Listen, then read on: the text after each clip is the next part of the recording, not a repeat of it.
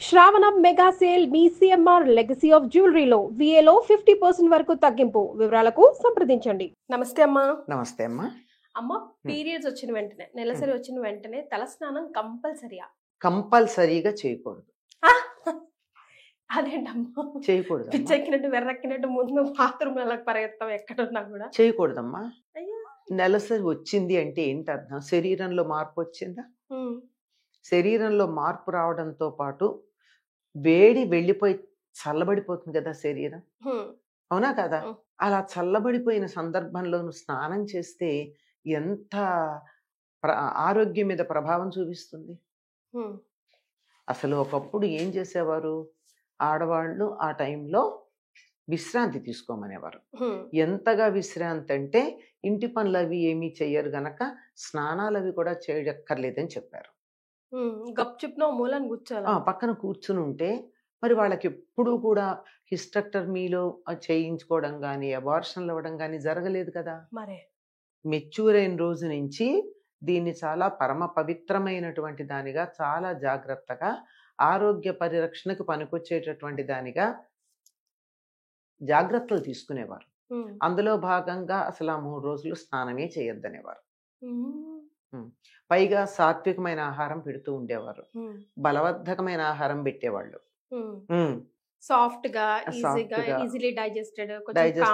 ఉండాలి, తర్వాత బలంగా ఉండాలి. అలా చూసేటటువంటి సమయాల్లో అసలు వీలైనంత వరకు శరీరాన్ని సూర్యరశ్మికి ఎక్స్పోజ్ చేయకుండా ఉంచమని కూడా చెప్పారు. ఇది ఒక సిద్ధాంతం అయితే, ఒకటి సంప్రదాయంగా ఉండేటటువంటి వాళ్ళు ఆ రోజుల్లో స్నానాలు చేసేవాళ్ళు. ఎందుకంటే స్నానం చేసి ఎట్టి పరిస్థితుల్లోనూ ఎట్లా ఉన్నా పూజ చేయకపోయినా దేవుణ్ణి తలుచుకుంటారు కదా. అలా తలుచుకోవడానికి స్నానం చేయడం వరకే పరిమితి తప్ప బట్టలు ఉతుక్కోవడాలు అలాంటివి కూడా నీళ్లలో ఎక్కువసేపు నానకూడదు. అంటే బట్టలు ఉతకాలంటే ఎక్కువసేపు నానాలి కదా. అంచేత అప్పుడు వాడినటువంటి బట్టలు కూడా తర్వాత ఒక్కరోజు చివరి రోజున చాకలికి ఇచ్చేవాళ్ళు, లేకపోతే చాకలి లేని రోజులు ఇళ్లలో ఉతుక్కునేవాళ్ళు, లేని ప్రాంతాల్లోనూ. అంచేత వీలైనంత వరకు శరీరానికి శ్రమ ఇవ్వకుండా, బాధించకుండా, శీతోష్ణాలకి ఎక్స్పోజ్ చేయకుండా ఉండడం అన్నది ప్రధానమైనప్పుడు తల మీద నీళ్లు పోసుకోవడం అనేది ఎంత ఇబ్బందికరమైనటువంటి విషయం అమ్మా. సో ఆఫ్టర్ 3 or 5 days తలంటు పోసుకోవాలి. 4వ రోజు పోసుకుంటారు. 3 రోజులు అయిన తర్వాత 4వ రోజు చేస్తారు. ఆ రోజు కూడా ఇంట్లో పనులు చెయ్యనీరు, ఇంట్లో తిరగనిస్తారు గాని. ఎందుకంటే ఈ 3 రోజులు విశ్రాంతిగా ఉండి ఒక్కసారిగా తల మీద నీళ్లు పోసుకుంటే, అది కూడా ఈ 3 రోజులు నీళ్లు కూడా పోసుకుంటారు అన్నమాట. ఊరికే లెక్క ప్రకారం 3 బిందెలు నీళ్లు పోసుకోమని చెప్తారు, 3 సార్లుగా. అదే 3 రోజుల స్నానం ఒకేసారి చేసినట్టు లెక్క అనమాట. అట్లా చేసిన తర్వాత మరి శరీరం అలసిపోదా అని చేత ఆ రోజు కూడా ఎక్కువ పనులు చేయనీరు. వంట చేయడం, కూరలు తరగడం అట్లాంటివి చెయ్యొద్దు. ఇళ్లలో మాత్రం తిరగచ్చు నెమ్మదిగా. ఈ 3 రోజుల విశ్రాంతి తర్వాత నెమ్మదిగా ఇంట్లో అలవాటు పడతారు. 5వ రోజు నుంచి యథాప్రకారంగా చేసుకోవచ్చు. ఇది ఆరోగ్య సూత్రాలను అనుసరించి చేసినటువంటి పని. అసలు మోడర్నైజేషన్ పేరుతో మీ అబ్జర్వేషన్ ప్రకారం ఈ రోజుల్లో తల్లులు గానీ పిల్లలు గానీ స్పెషల్ గా పీరియడ్స్ టైంలో చేసే జనరల్ మిస్టేక్స్ ఏంటి? అవి హెల్త్ కి ఎలా ఎఫెక్ట్ పడుతున్నాయి అంటారమ్మా? ఈ రోజుల్లో చేసేవి ఏమిటంటే ప్రధానంగా మీరు చెప్పారే, మొట్టమొదట వెంటనే తలస్నానం చేయడం. సాధారణంగా రాత్రి కూడా తలస్నానం చేస్తారమ్మా. ఆ తర్వాత ఏమో జలుబు చేస్తుంది, తల బరువుగా ఉంటుంది, ఈ పీరియడ్స్ అంటే ఇలాగే ఉంటాయని చెప్పి పీరియడ్స్ తిట్టి, దూరంగా కూర్చోబెట్టిన వాళ్ళని తిట్టి, సంప్రదాయము దూరంగా కూర్చోబెట్టిన వాళ్ళది కాదు కదా. అక్కడ దోషం ఎవరిది? నెత్తి నీళ్లు పోసుకున్న వాళ్ళది. ఆ రోజు ఆ 3 రోజులు అసలు పోసుకోవద్దన్నారు. అప్పుడు ఏదైనా పండగలు అవి వస్తే కూడా 3 రోజులు తలంటి పోసుకోరు, తర్వాత పోసుకుంటారు. అది అంచేత మొట్టమొదటిది విపరీతంగా వెంటనే తలస్నానం చేయడం ప్రధానమైనటువంటి దోషం ఆరోగ్య దృష్ట్యా. తర్వాత యథాప్రకారంగా అన్ని పనులు చేసుకుందామని చెప్పి శ్రమ పడుతున్నారు. శ్రమ పడద్దు. శారీరకంగా మానసికంగా శ్రమ తగ్గించుకోండి ఆ 3 రోజులు. అనేక పరిస్థితుల కారణంగా, చాలా పరిస్థితుల కారణం అని చెప్తున్నాను, అనుకూలమైనటువంటి వాతావరణం ఇంట్లో లేకపోవడం, అర్థం చేసుకునేటటువంటి కుటుంబ సభ్యులు లేకపోవడం, ఈ కారణంగా తప్పట్లేదు కొన్ని పనులు. కానీ వీలైనంత తప్పించుకోండి, వీలైనంత. ఉదాహరణకి ఇంట్లో వంట చెయ్యకుండా రోజు గడవని పరిస్థితి ఉంటోంది కొంతమందికి. ఇంట్లో మొండితనం, సంప్రదాయాన్ని నిందించటం, మన పద్ధతుల్ని, ఆచారాలని దుమ్మెత్తిపోయడం, ఇవన్నీ చేసి నువ్వే వంట చేయి అనేవాళ్ళు ఉన్నారు. అట్లాంటప్పుడు ఏం చేయాలి? అప్పుడు మాత్రం ఒంటి మీద స్నానం చెయ్యాలి. ఎందుకంటే మాలిన్యాలు కదమ్మా. బయట నుంచి స్నానం మామూలుగానే కాలకృత్యాలు కడితే ఒకటైతే కాళ్ళు చేతులు కడుక్కుంటాం, రెండైతే వీలైనంత వరకు స్నానం చేస్తాం కదా. అట్లాంటిది అంతకన్నా ఎక్కువ మాలిన్యాలు శరీరంలోంచి బయటకు వచ్చేటప్పుడు పదార్థంతో పాటు వాయువు కూడా చెత్తదూస్తుంది కదా. అందులో కిచెన్ స్టార్ట్ చేయాలి, మనం వంట స్టార్ట్ చేయాలంటే డెఫినెట్ గా ఫ్రెష్ గా ఉండాలని చెప్తారు కదా. ఆరోగ్య దృష్ట్యానమ్మా. ఇప్పుడు టాక్సిన్స్ కూడా వాళ్ళు వెలువడుతూ ఉంటాయి శరీరం నుంచి. అవన్నీ అందరికి అనారోగ్యం కలిగించేవి. కానీ తప్పని పరిస్థితుల్లో అసలు తప్పదు, ఇంకా ఇంకొక గత్యంతరం లేదు అన్నప్పుడు మరి చేస్తున్నారు ఆడవాళ్ళు. ఆ చేసేటప్పుడు ఏం చెయ్యాలి అంటే వీలైనంత తక్కువ పని చేయండి. టైము తెలుస్తుంది కదా ఫలానప్పుడు అని అప్పటికి కావాల్సినవి ముందరే కొన్ని పచ్చళ్ళ లాంటివి అవి రెడీగా పెట్టుకుని ఫలానా టైం వస్తుందంటే ఒక సెట్ పక్కకు పెట్టేసుకోండి. ఏమైంది, ఒక 2 పచ్చళ్ళు పక్కకు పెట్టేసుకుంటే సరి. అప్పుడు వాడుకునే వస్తువులన్నీ కాస్త పక్కన ఒక ఉంటాయి కదా ప్యాకెట్లు, ఏవో రకరకాల డబ్బాలు ఏవో ఉంటాయి, వాటిలో పక్కన పెట్టేసుకుని వీలైనంత తక్కువ వంట చెయ్యండి. పని ఏదైనా సరే, let it be any work, minimize the work, physical and mental. Mental work కూడా వీలైనంత తక్కువ చేయండి. అందుకే కదా పూజలు అవి కూడా చేయొద్దంటారు. అంటే మానసికమైనటువంటి ఎనర్జీస్ వస్తే డిస్టర్బెన్స్ వస్తుంది అనే ఉద్దేశంతో. అంటే నాకు రాలేదు అంటే నీకు రాలేదంటే అందరికీ రాదని కాదు కదా. ఇప్పుడు ఊళ్ళో ఇంతమందికి మరి 3 ఏళ్ల క్రితం కరోనా ఇంతమందికి వచ్చింది, రాని వాళ్ళు ఎంతమంది లేరు?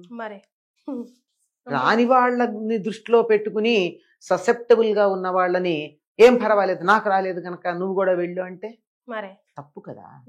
మన ఏ సంప్రదాయం చెప్పినా యావరేజ్ హ్యూమన్ బీయింగ్ ని దృష్టిలో పెట్టుకుని చెప్పారమ్మా. ఎప్పుడు ఎబవ్ ఉంటారు, వాళ్ళు స్టాండర్డ్ కాదు. అందులో ఈ రోజుల్లో పిల్లలు చాలా ఇబ్బంది పడుతున్నారమ్మా పీరియడ్స్ టైంలో. చాలా అంటే చాలా, అసలు 2-3 రోజులు ఎందుకు ఇబ్బంది పడుతున్నారో నేను చెప్తాను. మొదటి 3 సార్లు సరైన జాగ్రత్తలు తీసుకోకపోవడం, అది మొదటి 3 సార్లు.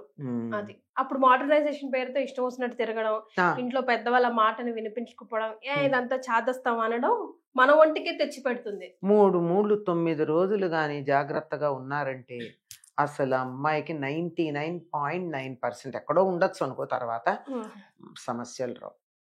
కదలకుండా ఉండడం. అప్పుడు వాళ్ళు రకరకాలు చెప్తారు, కథలు కూడా చెప్పిస్తారు తర్వాత స్నానం చేసేటప్పుడు చెప్పుకోమని. ఏది గోళ్ళు కొరికిన పాపం, సూది గుచ్చిన పాపం, కుట్టు కుట్టిన పాపం, ఇలాంటివేవో చెప్తారు. ఇవన్నీ పాపాలని. పాపం అంటే అనారోగ్యం. ఆ సమయంలో సూది గుచ్చుకుందంటే రక్తం అంతా కూడా కొత్తగా ఫ్లో అవుతోంది, రక్తంలో చాలా తేడా వచ్చింది. రక్తానికి ఈ సూది తగిలిందంటే ఏ ఇన్ఫెక్షన్ రావడానికి అవకాశం ఉందో మనం ఏం చెప్తాం. చేత చాలా పనులు చేయొద్దంటారు. ఒక లిస్టు చెప్తారు, ఇవన్నీ చేసిన పాపాలన్నీ పోగొట్టినాయన సూర్యనారాయణమూర్తి అని చెప్పి 4వ రోజు స్నానం చేశాక సూర్యుడికి దండం పెట్టుకుంటారు. అంటే ఆరోగ్య ప్రదాత సూర్యుడు కదా. ఇవన్నీ నాకు తెలియక చేసిన నా ఆరోగ్యాన్ని కాపాడమని, అక్కడ పాపం పోగొట్టమంటే అర్థం ఏంటంటే నా ఆరోగ్యాన్ని కాపాడమని చెప్పడం.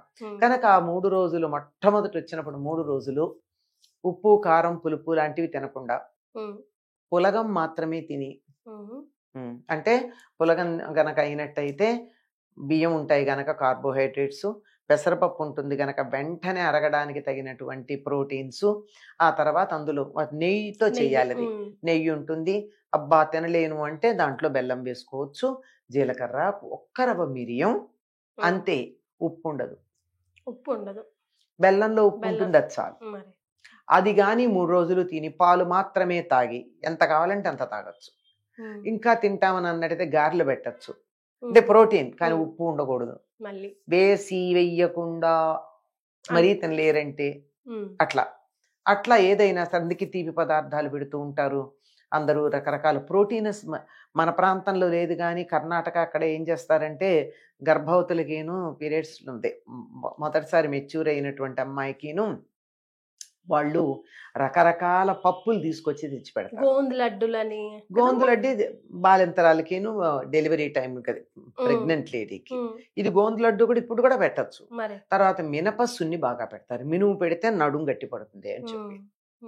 తర్వాత నువ్వులు, కొబ్బరి, బెల్లం, పుట్నాలు, అటుకులు. ఇవన్నీ పుట్నాలు అటుకులు ఎక్స్ట్రా, ప్రధానం కొబ్బరి నువ్వులు. ఇవన్నీ పుట్నాలు, అటుకులు, వేరుశనగ పప్పులు, అన్ని రకాల పదార్థాలు తర్వాత. ప్రధానంగా పెట్టాల్సింది బెల్లం కాంబినేషన్ తో నువ్వులును, వీలైతే కొబ్బరి. ఏం చేస్తుందంటే లోపల మొత్తం అంతా ఎక్కడన్నా క్లాట్స్ ఉంటే వాష్ ఆఫ్ చేసేస్తుంది, చేసి క్లీన్ చేసేస్తుంది.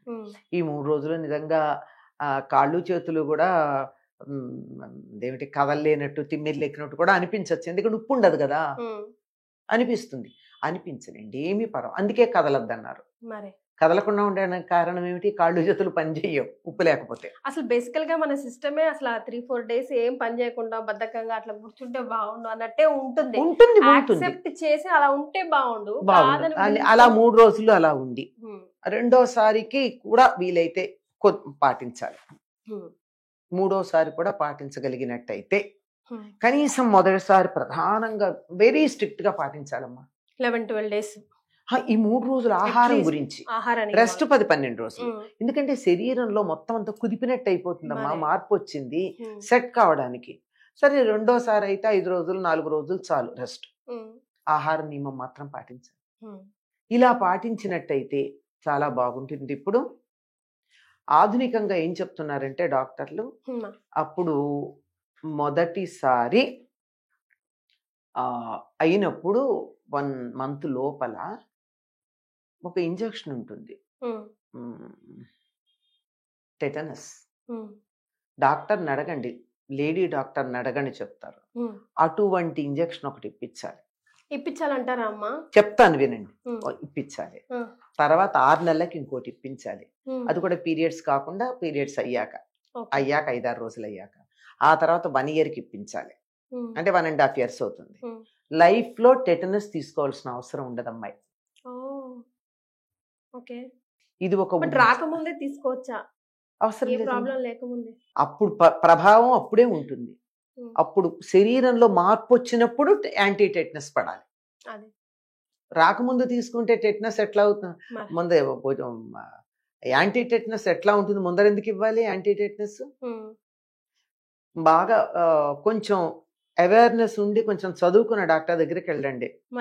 అంతేగాని కాగితాల మీద డిగ్రీ ఉన్న డాక్టర్లు కాకుండా ఒక లేడీ డాక్టర్ దగ్గరికి వెళ్తే ఈ విషయంలో మామూలు మెడిసిన్ కన్నా కూడా కమ్యూనిటీ హెల్త్ వాటి మీద కొంచెం పరిశోధన చేసిన డాక్టర్ల దగ్గరికి వెళ్ళాలి.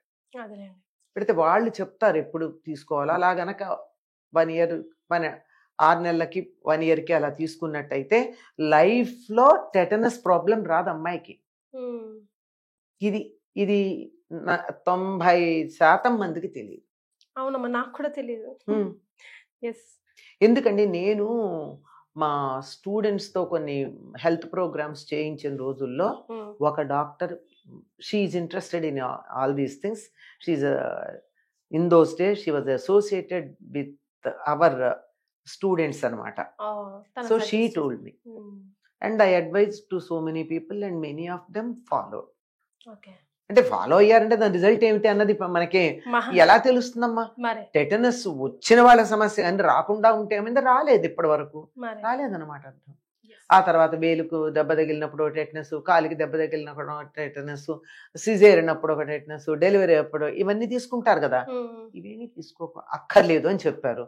ఇన్ కేస్ ప్రికాషనరీగా తీసుకుంటే నష్టమేం లేదు, కానీ పొరపాటున తీసుకోకపోయినా సమస్య లేదు. ఇవన్నీ చాలా జాగ్రత్తగా పాటించి ఇవే నియమాలు దరిదాపుల్లో పీరియడ్స్ వచ్చినప్పుడు కూడా పాటిస్తే బాగుంటుంది. అంటే పీరియడ్స్ లో బాగా కారంగా అలా తినడం, నాన్ వెజ్ అలాంటి తినకుండా సాఫ్ట్ గా తినండి. 3 రోజులు బాగుంటుంది. ఎప్పుడన్నా ప్రాబ్లం ఫేస్ చేసిన పిల్లలు కనుక ఉన్నట్టయితే, చాలా ఫేస్ చేస్తూ ఉంటారు కదా, వాళ్ళని ఒక్కటి ఫాలో అవ్వమనండి. 5-6 నెలల్లో వాళ్ళకి తేడా తెలుస్తుంది. సూపర్. ఏంటమ్మది? ఆ 3 రోజులు పాలన్నం మాత్రమే తినాలి. పాలన్నంలో బెల్లం వేసుకొని తినాలి అంతే. ఉప్పు కారాలు వద్దు, హెవీ ఫుడ్ ఏం వద్దు. మహా ఇంకా ఉండలేను అని అనిపిస్తే అది పులగం, అది కూడా ఉప్పు లేని పులగం అన్నం 3 రోజులు ఈ 3 రోజులు అలాగే తినమని చెప్పండి. ఒక 6 నెలలు, నెలకి 3 రోజులు చొప్పున. తర్వాత వాళ్ళకి ఆ టైంలో కడుపులో నొప్పులు రావడాలు అవి చాలా వరకు తగ్గిపోతాయి. Until and unless she has some other problem, general problem ఏదన్నా ఉంటే తగ్గుతాయి. సో పెద్దవాళ్ళు ఏది చెప్పినా ఒక ఆలోచించి రూల్స్ అండ్ ప్రకారమే చెప్తారు, రెగ్యులేషన్స్ ప్రకారమే చెప్తారు. అది ఫాలో అవుతే అప్పుడు మనకు తెలియదు, కానీ జనరల్ గా ఇన్ ఫ్యూచర్ అప్పుడు అమ్మమ్మ వాళ్ళు చెప్తే అంటే ఇవి అనుసరించి విసుక్కుంటూ అయినా అనుసరించిన వాళ్ళకి సమస్యలు లేవు, నడిచిపోయాయి. మరే ఇప్పుడు ఎవరైతే అనుసరించలేదో వాళ్ళకి సమస్యలు వచ్చాయి, వాళ్ళు అడుగుతున్నారు. ఇప్పుడు వీళ్ళు మేము ఆరోగ్యంగా ఉన్నది పాటించడం వల్ల అన్న సంగతి వీళ్ళకి గుర్తుండదు. మరే ప్లీజ్ అది గుర్తు చేసుకోండి, గుర్తు చేస్తూనే ఉండండి. అమ్మాయిలే కాదు, ఆడవాళ్లే కాదు, ఇంట్లో కుటుంబ సభ్యులు కూడా వాళ్ళ గురించి కొంచెం ఆలోచించాలి. థ్యాంక్ యూ సో మచ్ మా. నమస్తే.